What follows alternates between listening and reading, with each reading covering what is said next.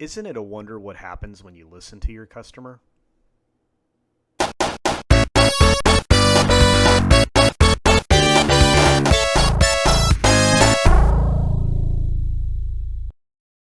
Ladies and gentlemen, hiss and foes, welcome to the Culture Casino!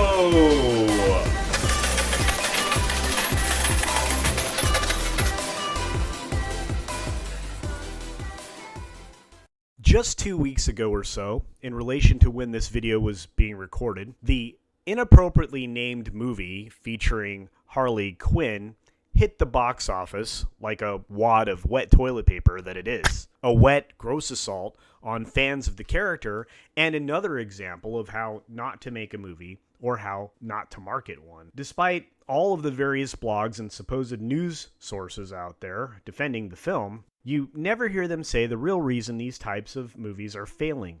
Some insightful citizen journalists and pundits that actually work here on this platform seem to be about the only folks willing to discuss the truth or speak the truth to stupid.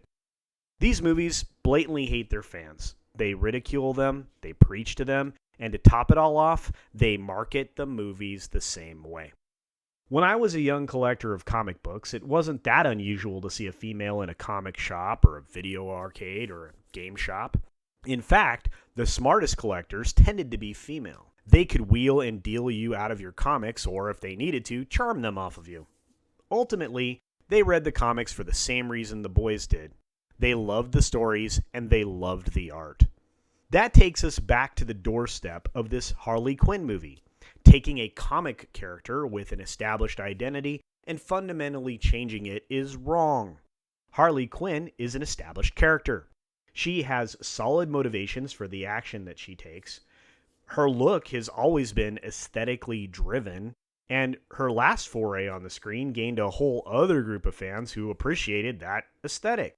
So why change? Harley's well-established worshipping of Mr. J has also been her primary motivation for a long period of her existence. She was a partner in crime that was often left to suffer the consequences of their joint actions.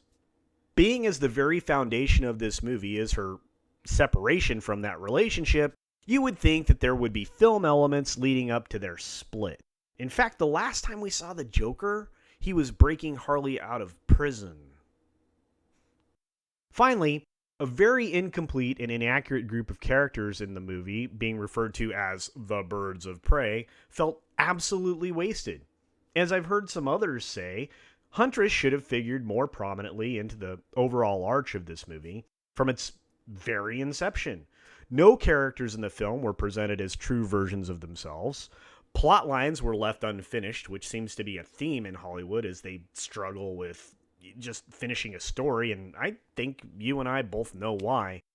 You can't try to stay true to a radicalized PC agenda and write anything of merit or consequence, as the sheer act of doing so destroys your politically charged narrative.